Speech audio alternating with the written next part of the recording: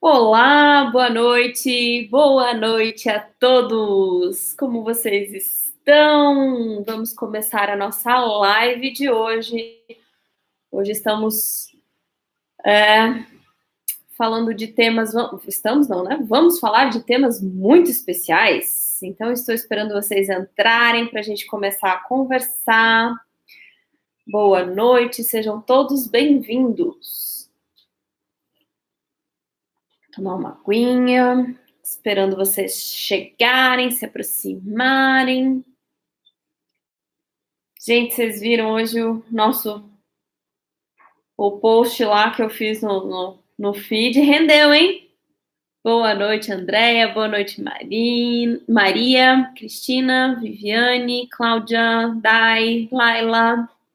Olá a todos vocês, sejam bem-vindos. Vocês me contaram histórias muito boas hoje, gente. Eu tinha um monte de coisa para fazer e eu ficava abrindo os directs, lendo os comentários. Era cada comentário que eu me matava de rir. Mas sabe o que é o o top 10 dos comentários de vocês? De que a idade realmente está chegando?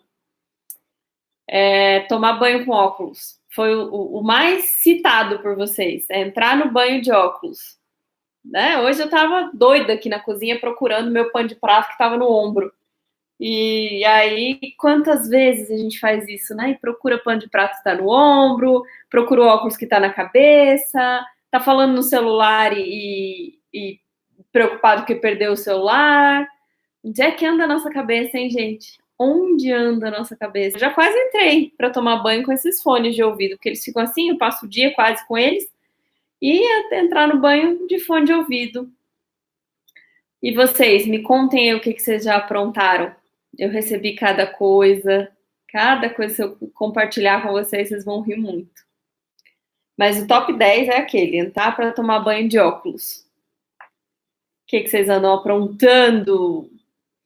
Bom, sejam todos muito bem-vindos. Durante a live, se vocês tiverem alguma dúvida, algum comentário, vão colocando aí para mim, que assim que eu puder, eu vou colocando as respostas, vou comentando as respostas com vocês, tá bom?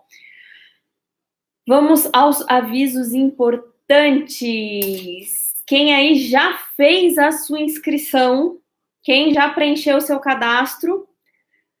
Aos que estão chegando, boa noite. Quem já fez o cadastro, gente? Levanta a mãozinha aí e me fala, tá? Então, nós organizamos o cadastro bem certinho. Ele tá fácil de fazer agora. O link tá lá na bio. Para que serve esse cadastro, Faíla? Esse cadastro serve para que você tenha acesso às lives que vão ficar no YouTube, que por sinal está aqui do meu lado, no YouTube, tá? Eu estou transmitindo aqui e lá. Vão receber também alguns vídeos no WhatsApp, tá? Videozinhos curtos de motivação, com as dicas que eu dou, os temas que estão gravados no YouTube, tudo isso vocês vão ter acesso através desse cadastro, tá? Então, quem já fez, muito obrigada. Eu já conferi, todos que me mandaram direct, eu já estou conferindo, durante o dia eu conferi. E quem não fez ainda, não esquece, corre lá, depois que a live acabar, corre lá, clica no link na bio.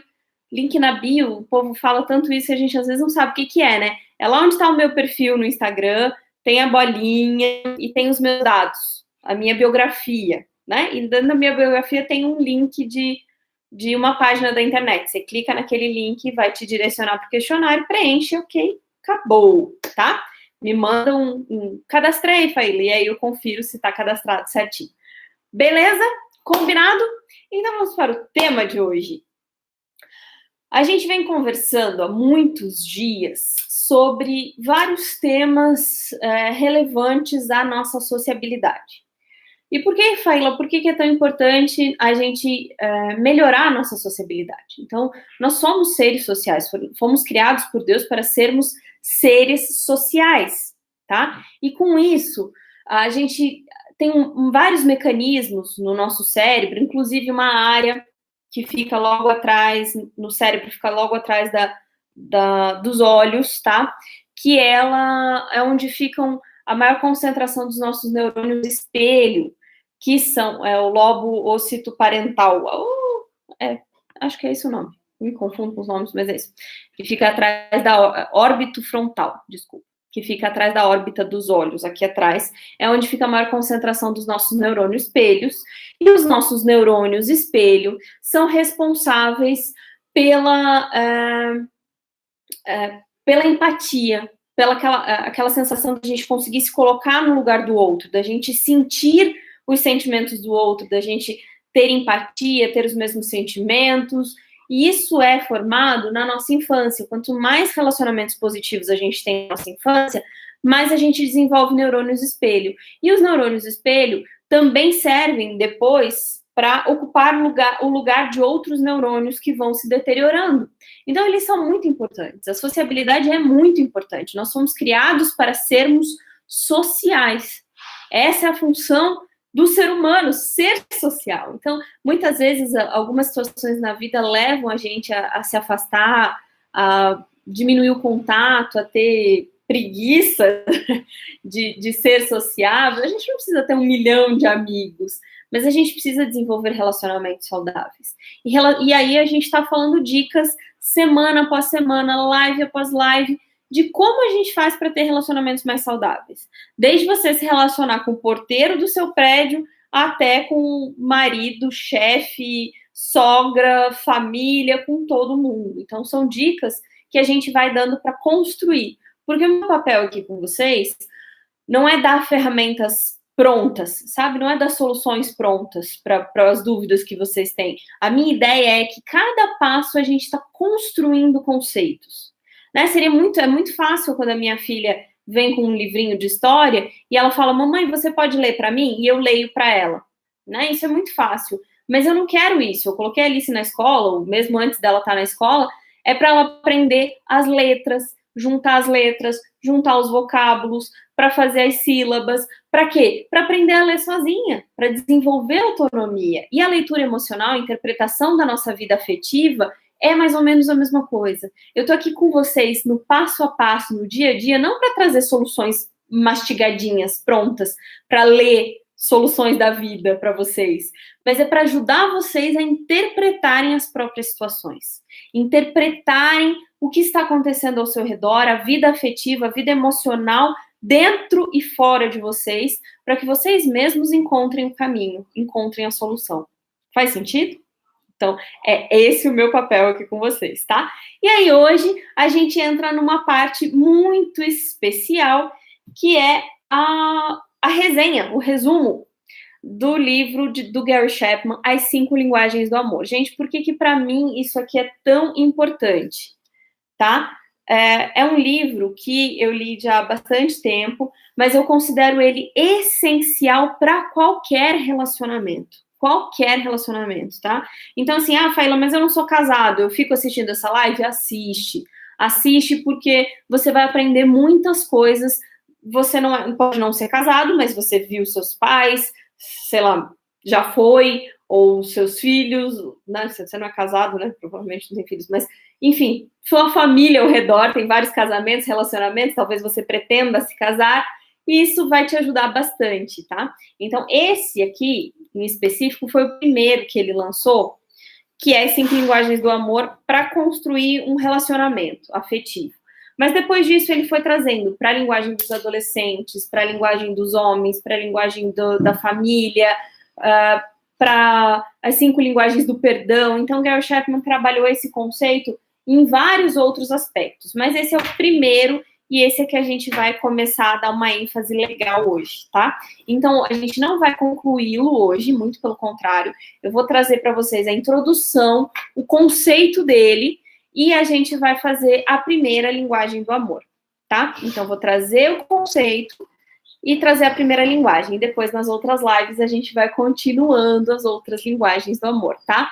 Por quê? Porque eu acho essencial que a gente entenda qual é a proposta do autor, entenda qual é a teoria, entenda o que ele quer trazer pra gente, para que a gente consiga construir bons relacionamentos e relacionamentos saudáveis, tá? Então, certa vez, Gary Chapman estava viajando de avião e o colega do lado dele no banco do avião estava lendo uma revista, acho que cansou de ler a revista, deixou do lado e aí resolveu puxar assunto, né? E aí perguntou para ele o que ele fazia. Ele falou que era conselheiro matrimonial. E aí o cara perguntou para ele, sinceramente, o que acontece depois que as pessoas se casam? E ele perguntou, como assim? Aí o senhor explicou para ele, ó, eu já terminei meu 3º casamento. Gente, hoje é dia do lixo passar, tá? Então, se vocês ouvirem um barulhinho, é porque tem caminhões na rua recolhendo lixo, mas isso não vai atrapalhar a nossa conversa aqui. Mas, enfim, aí ele diz o seguinte, ele falou assim, já terminei meu 3º casamento e eu não sei o que acontece, antes de casar parecia que estava tudo muito bom, tudo muito perfeito, e depois que a gente casa, passa o tempo, parece que o amor some, o amor esfria e eu não sei o que acontece.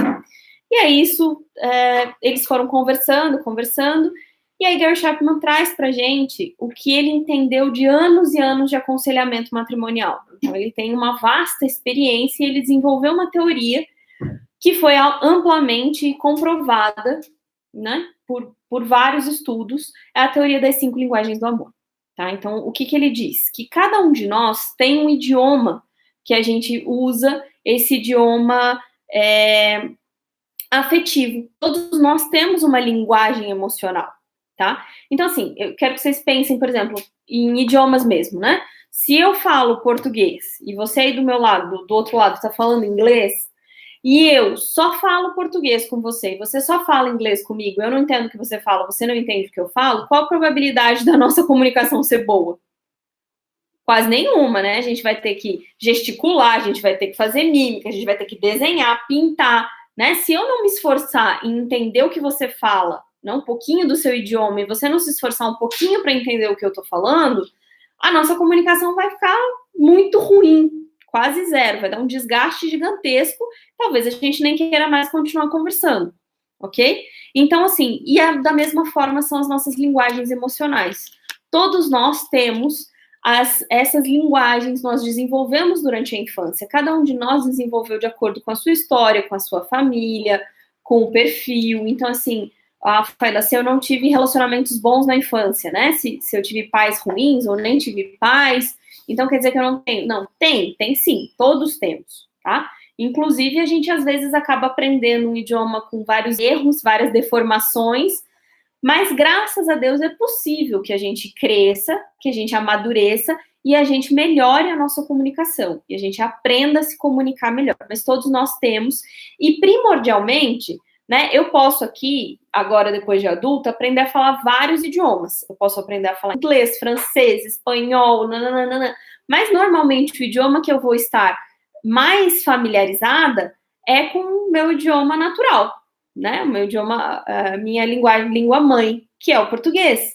Então, todos nós vamos ter uma linguagem afetiva que a gente está mais acostumado. Só que é raro, o que ele diz aqui, que é raro um casal, marido e mulher, que tenham o mesmo idioma. Então, é preciso que a gente conheça todos os idiomas, os 5, né? Além dos idiomas, toda arriscada. Além dos idiomas, também temos dialetos dentro de cada um deles, então tem o idioma principal e algumas outras descrições menores, assim como o Brasil, né? Português, mas cada estado que você vai é um sotaque diferente, são palavras diferentes, né? Se eu perguntar para vocês aqui se no estado aí onde vocês moram é mandioca, macaxeira ou aipim, né? A gente tem uma coisa que significam várias coisas ao redor do nosso país, que é multicultural. E assim também as nossas linguagens emocionais. A gente tem uma linguagem principal cheia de dialetos menores que a gente vai descobrindo ao longo da vida. Então a gente precisa conhecer, a gente precisa entender, saber que idioma eu falo, que idioma o meu marido fala, para que a gente possa se comunicar melhor. Porque eu preciso me esforçar para aprender o idioma dele e ele se esforçar para aprender o meu idioma para que a gente tenha um bom diálogo afetivo. Ok? Entendido isso, vamos para o próximo passo, que seria o amor. O amor, a psicologia em várias abordagens diz que o amor é uma necessidade básica, uma das coisas que o ser humano mais busca é sentir amor, é se sentir amado, né? Aí em 1 Coríntios 13, fala que o que resta, no final o que vai restar é a fé, a esperança e o amor, e que o maior deles é o amor. Só que a gente passou muito tempo confundindo conceitos do que é o amor. A gente banaliza um pouco a palavra, né? Ah, se eu amo brigadeiro, eu amo pizza, sabe? Eu amo dia de chuva. A gente vai tornando a palavra amor uma coisa muito comum e a gente acaba confundindo. Às vezes, o que eu entendo por amor é diferente do que você entende por amor. Tá? Então, a gente acaba tendo conceitos distantes e diferentes de como eu demonstro o que é amor para mim, sabe? Às vezes o marido está fazendo tudo que ele pode para agradar a esposa e ela não está entendendo aquilo da forma como ela faria, e aí ela vira, eu acho que ele não me ama mais. E aí o amor virou uma coisa que a gente acaba confundindo os termos, tá? Mas o que é importante a gente lembrar é que todos nós temos o que ele chama, e é uma coisa muito legal que eu uso sempre. Quem é meu paciente aqui, eu já vi que, né, aparecem alguns aqui às vezes, já me ouviu falando dessa ilustração, que todos nós temos um tanque de amor. É como se fosse um tanque de combustível. E que toda vez que a gente recebe amor, a gente vai enchendo esse tanque de amor. E aí todos buscamos, desde a nossa infância, todos nós buscamos formas de manter este tanque cheio.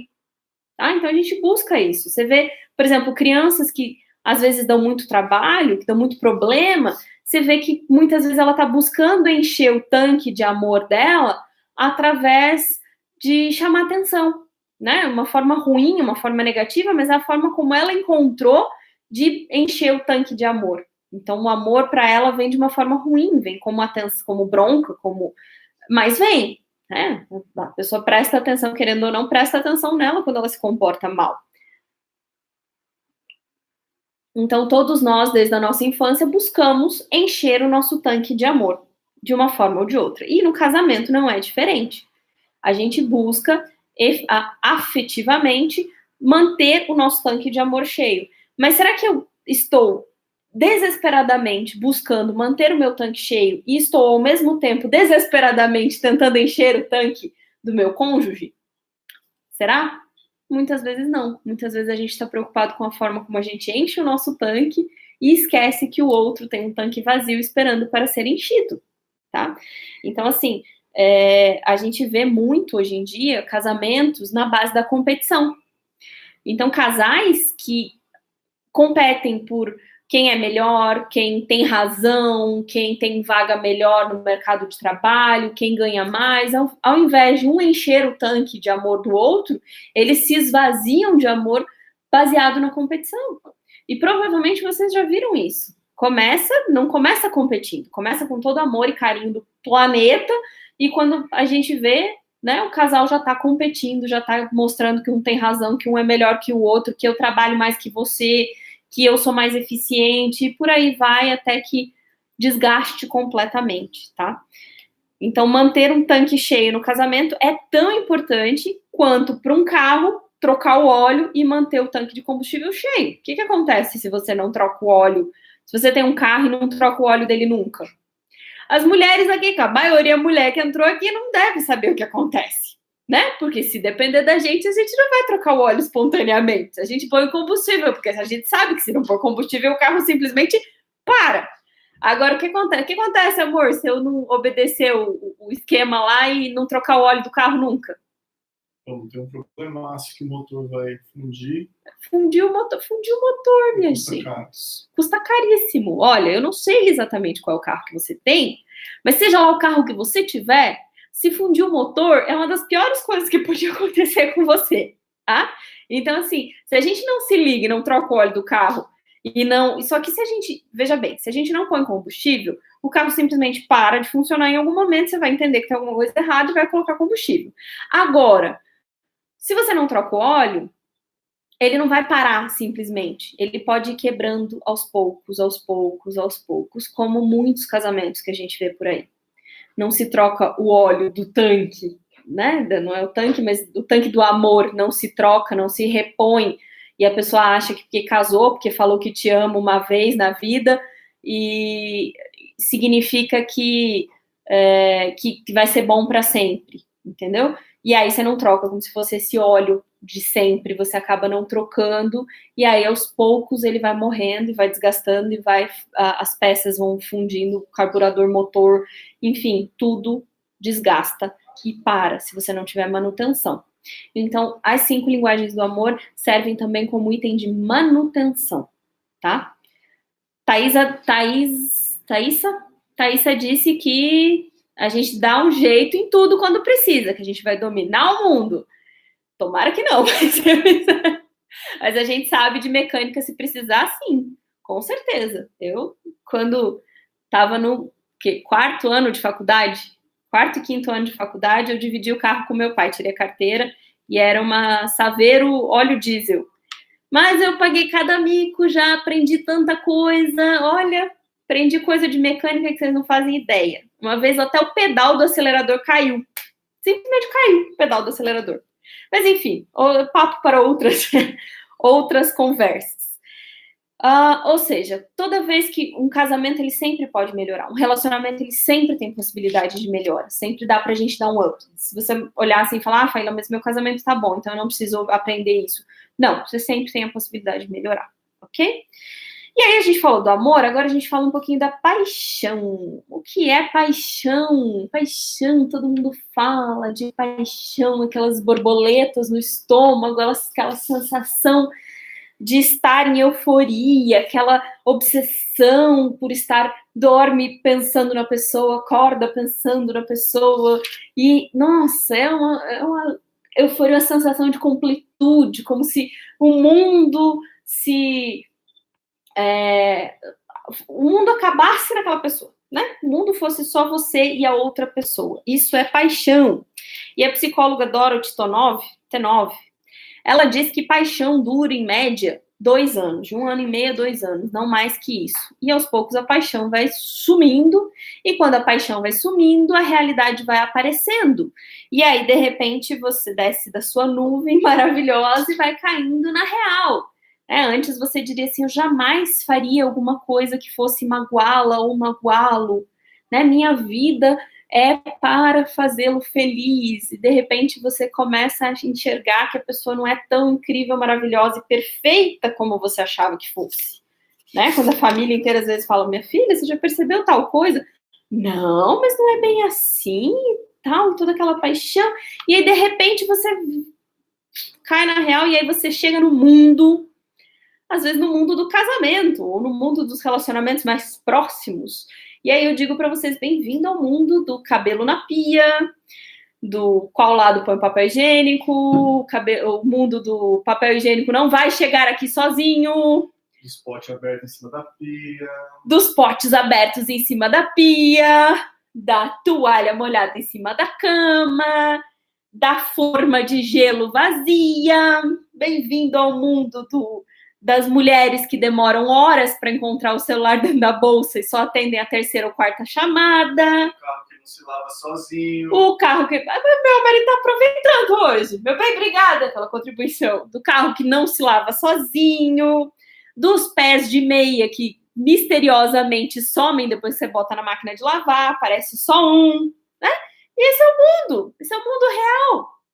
Esse é o bem-vindo ao mundo real, onde a gente tem que lidar com os defeitos do outro constantemente, porque o defeito do outro não vai aparecer, ele vai ser esfregado na nossa cara. Assim como os nossos defeitos vão ser esfregados na cara do outro. E isso é onde a paixão acaba. E aí muitas pessoas dizem assim, o que eu fiz da minha vida? A gente não combina em nada, por que a gente tá junto? E aí quando você percebe que aquela perfeição acabou. E a paixão, ela tem sim seu papel. Ela tem o papel de nos aproximar, de trazer aquela química, aquela coisa, não sei o quê. Mas ela finda aí o benefício da paixão. Porque a paixão não traz em si nenhuma possibilidade de crescimento. Até porque quando a gente está apaixonado, a gente acha que não precisa crescer em nada. A menina sumiu? Tá no nosso quarto. A filha sumiu dentro de casa, desapareceu já. Bem-vindo ao mundo onde as crianças desaparecem na própria casa.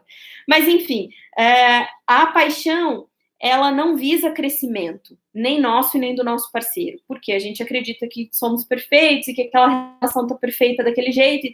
Então é somente quando a paixão acaba é que a gente começa a desenvolver habilidades novas, quando a gente começa a perceber que a gente precisa melhorar. E aí você descobre, ou você se afasta, ou você se aproxima ainda mais e vai tentar melhorar suas qualidades. E aí a gente percebe que uma pesquisa feita lá nos Estados Unidos, porque esse livro é americano, então os dados são de lá, tá? Mostra que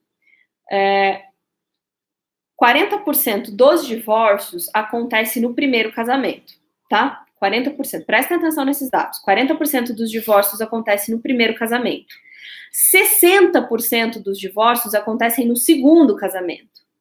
E 75% dos divórcios acontecem no terceiro casamento. Ou seja, o fato de você ficar trocando de parceiro não te garante maior felicidade. Muito pelo contrário. Ou seja, não é o fato de você ter se apaixonado ou não que faz com que seu casamento não dê certo, tá?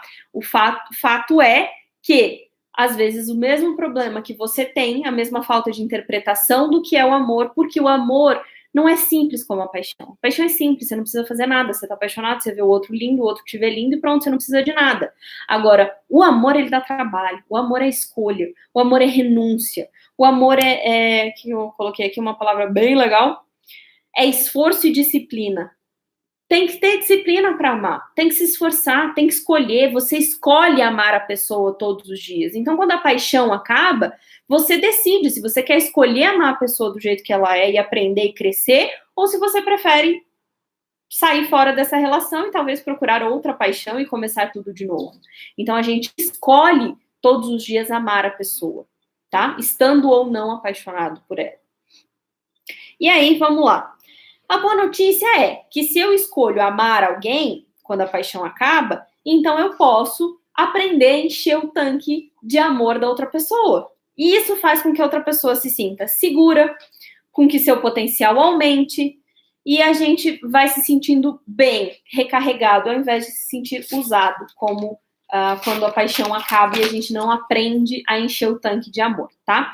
Então hoje eu vou falar, a gente já tá com 27 minutos de live, hoje eu vou falar de tá? De uma das 5 linguagens do amor. E aí eu vou falar para vocês quais são as 5, só para vocês já não ficarem na ansiedade. A primeira é palavras de afirmação, tempo de qualidade, presentes, atos de serviço e toque físico, tá? São 5. Hoje eu vou falar da primeira. Eu fiz a introdução e vou falar dessa primeira linguagem do amor.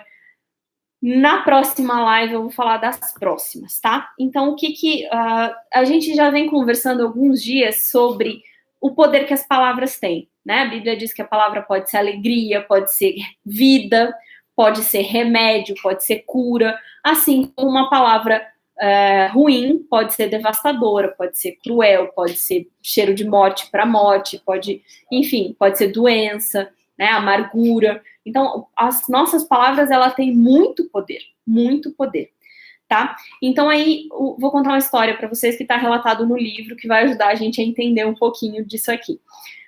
Conta o autor que uma vez uma esposa foi falar com ele e falar assim, mas, professor, doutor, acho que ela chama de doutor, meu marido não aceita pintar o nosso quarto. Eu já pedi várias e várias e várias vezes e ele não se dispõe a ir lá e pintar o quarto. E aí ele ficou pensando assim, a vontade que ele teve era olhar para ela e falar assim, minha filha, aqui não tem agência de pintor, não, você tá no lugar errado. Mas aí ele pensou e falou assim, mas ele sabe que você quer que ele pinte o quarto? Sabe, ele sabe que eu quero que ele pinte o quarto. E esse domingo estava um dia lindo, ensolarado, maravilhoso, seria um ótimo dia para ele ir lá e pintar o nosso quarto, e ele decidiu ir lavar o carro dele, encerar o carro dele mais uma vez. E aí ele parou, pensou, olhou para ela e falou assim, você tem alguma coisa contra carros encerados e limpos? Não tenho nada contra isso, eu só quero que ele pinte o quarto. Falou, então você tem certeza que ele sabe que você quer que ele pinte o quarto, né? Tenho certeza, eu já falei isso inúmeras vezes. Então faça o seguinte, seu marido faz outras coisas bem feitas? Faz, meu marido me ajuda, ele tira o lixo, ele de vez em quando ele varre a casa, ele cuida muito bem dos filhos, Meu marido faz várias coisas legais. Então você vai fazer o seguinte. Eu falo, você quer o meu conselho ou não quer? Eu falo, quero. Então você vai fazer o seguinte, você nunca mais vai dizer para ele que ele tem que pintar o quarto. E ela olhou espantada, mas isso aí não vai funcionar. Falou, você quer ou não quer meu conselho? Não. Tá. Então você vai dizer para ele toda vez que ele fizer alguma coisa que você acha que foi boa, você vai elogiar, você vai afirmar. Então, se ele tirou o lixo, você agradece. Se ele cuida bem dos filhos, você fala, eu admiro a forma como você cuida dos nossos filhos. Elogia as outras coisas que ele faz bem feito. E aí ela, meio duvidosa, assim, ele até pensou, isso aí não vai fazer nada o que eu falei. Mas ela foi. E aí, umas semanas depois, ela voltou e disse para ele, Dr. Chapman, funcionou, ele pintou o nosso quarto. E aí, olha só, né? O que isso significa?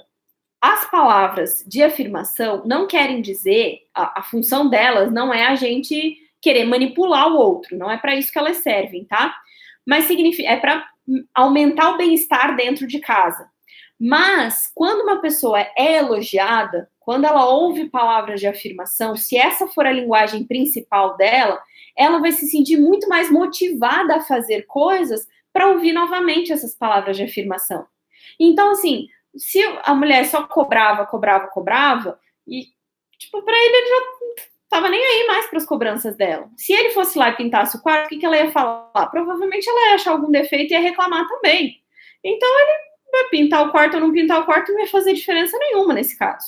Mas quando ela começou a evidenciar as outras coisas em que ele fazia bem feito, em que ele era bom, isso aumentou a vontade dele, a disposição dele de receber mais elogio.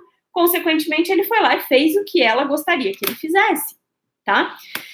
Então, o que acontece muitas vezes, gente, a gente acaba focando demais nas coisas que dão errado, nas coisas que, se a nossa palavra, se a linguagem do outro são palavras de afirmação, e a gente acaba usando outras coisas, a pessoa acaba se sentindo frustrada. Eu percebi, né, relendo o livro e vendo aqui, e hoje mesmo eu fiz um teste aqui, eu percebi que a linguagem de amor da minha filha são palavras de afirmação. Porque esses dias atrás ela veio com uma reclamação assim, mamãe, você é muito brava. A gente falando e ela falou que eu sou muito brava. Imagina, eu sou muito brava. Que é isso, né? Eu realmente sou muito brava com ela, tadinha. Até fico com dó, porque eu sou chata com ela, assim, crica. Exigente. É exigente. Só que aí ela falou que, e no meio da conversa ela me disse, mas você nem me dá os parabéns quando eu faço certo. E eu percebi que realmente era uma prática que eu procurei desenvolver, mas acabei esquecendo. Então, tudo que faz de errado, a gente vai lá e fala. Tá fazendo errado isso, não faz aquilo, cuida com aquilo, não pega isso, não brinca com isso, não fala aquilo. Mas quando faz certo, pega o chinelo e leva pro quarto, a gente fala, obrigada. Né? A gente não elogia, não fala o quanto é bom. E aí hoje eu falei pra ela, guarda tal coisa pra mamãe. E aí ela foi lá não, lembrei. Falei, filha, não fica andando descalço, coloca o chinelo. Eu sei que você tá de parabéns e vai ficar de parabéns se você colocar o chinelo. Ela foi lá e pegou um chinelo meu.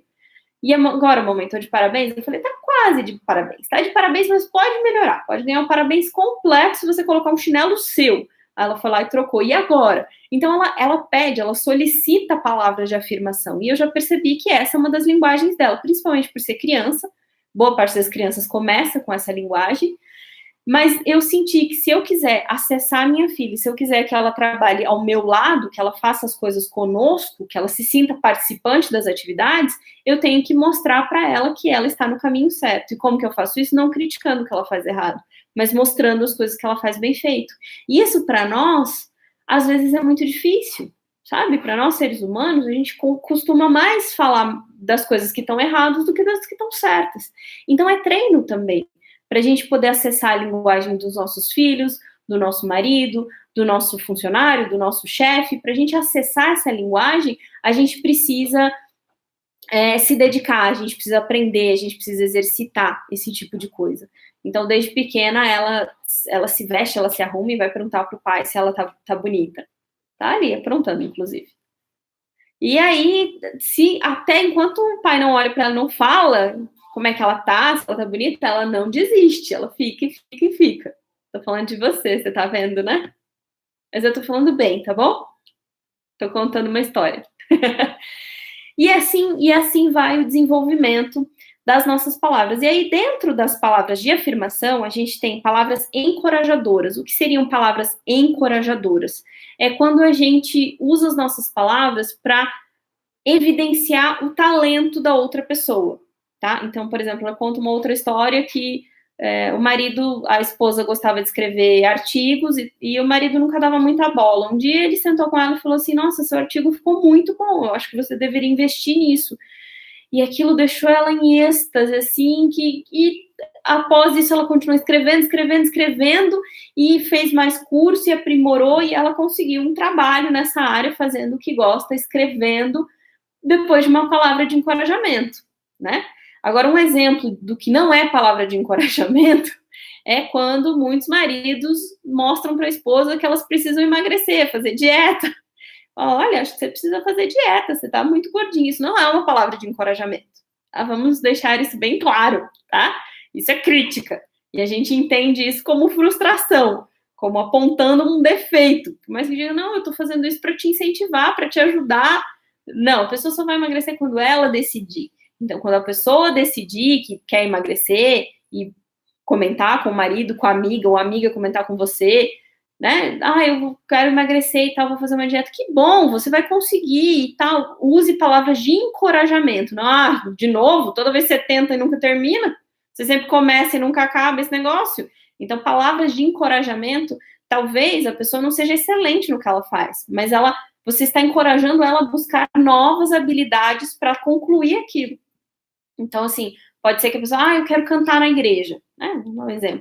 Pode ser que a pessoa não cante muito bem, mas você encoraja ela, fala assim, não, procura uma aula, né? Se aprimora, você vai gostar e tal, parabéns pela sua decisão, parabéns pela sua iniciativa. São palavras que fazem com que a pessoa se encoraje, tá? Aí, vou falar de mais uma categoria dentro das palavras de afirmação, que são as palavras gentis. A palavra de Deus diz que a resposta branda desvia o furor. Então, a gente precisa usar palavras gentis quando a gente vai se referir. A gente normalmente usa palavras gentis com os de fora. E a gente esquece de usar palavras gentis com os que estão mais próximos da gente, né? Com quem a gente ama. Meu marido costuma ter a teoria de que quando você fala com um cachorro, não importa o que você fala, importa como você fala. Então, se você chegar para um cachorro e falar, eu te adoro, você é lindo, o cachorro vai ficar assustado. Agora, se você dissesse, você é a coisa mais feinha do mundo, que cachorro horroroso, o cachorro vai ficar feliz da vida, porque não é o que você fala, mas como você fala. E com as pessoas, funciona mais ou menos assim. As pessoas têm um discernimento, mas a forma como você fala as palavras influencia muito em como a pessoa vai ouvir. Você pode falar assim, eu faço isso porque eu te amo, que droga! Sabe, é diferente de você talvez você ouvir uma palavra boa, mas de uma forma ruim, do que você ouvir, olha, hoje eu fiquei realmente muito decepcionado, muito triste com você, né? Eu fiquei muito triste com o que aconteceu. A aceitação é diferente, às vezes, do dizer eu estou triste, com eu dizer eu te amo, pela forma como foi dito, tá?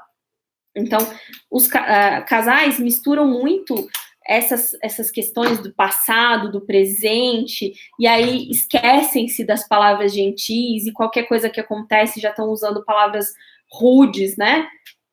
Mas eu sabia que você ia fazer isso de novo, você sempre faz isso, você sempre me magoa, eu já tô acostumada com você ser assim, e não sei o que lá, né? E aí, às vezes, o marido vai tirar, vi um exemplo que ele falou ali, o marido foi tirar o lixo, a mulher falou assim, nossa, que bom, né? Achei que as moscas iam se encarregar de carregar o lixo sozinho. Nossa, né? O marido foi limpar a calha, a mulher falou assim, já não era sem tempo, né? Só faltou crescer uma árvore lá em cima. E assim, né?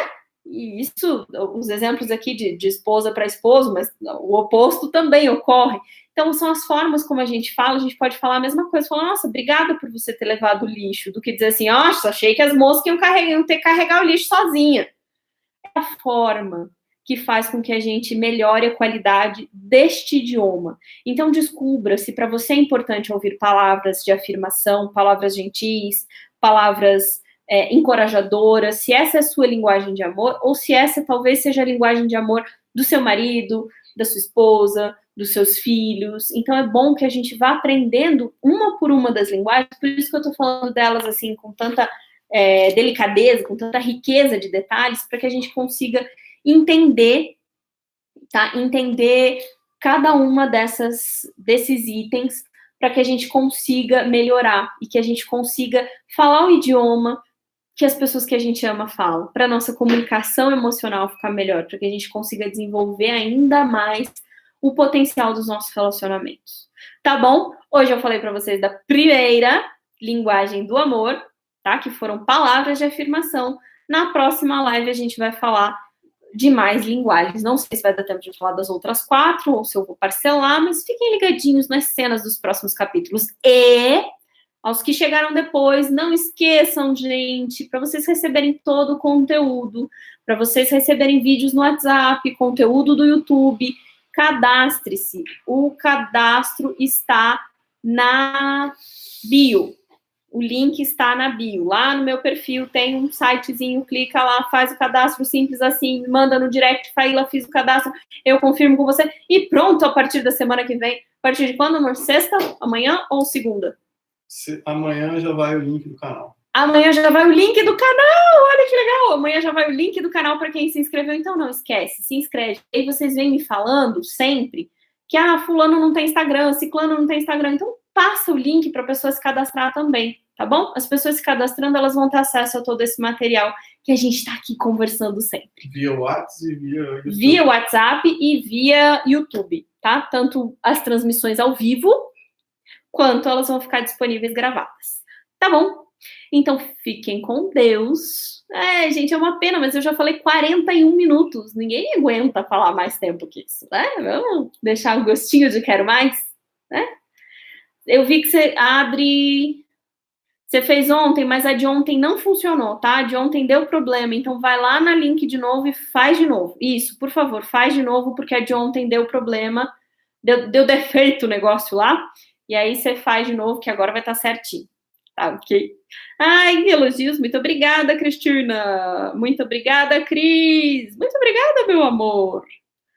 Cláudia, sempre foi taxada de chata? A gente é mãe. Mãe, às vezes, é sempre chata também, né? Às vezes a gente tem que ser exigente, a gente fica passando por chata. Mas a gente precisa melhorar a forma como a gente fala, às vezes a gente tem muito carinho para dar para as pessoas, mas a gente acaba errando na forma de passar esse carinho, tá? A gente acredita que só porque a gente ama, as pessoas já sabem que a gente ama. Não, tem que falar, tem que reafirmar, tem que ser carinhosa com aqueles que estão todo dia na luta com a gente. Porque os de fora, a gente é carinhoso, a gente é querido, mas tem que ser ainda mais com os de dentro, tá bom? Viviane, vocês aguentam, né? Sei que vocês aguentam. Daqui a pouco vocês estão dormindo. Mas eu adoro conversar com vocês, agradeço por tudo, fiquem com Deus e até terça-feira.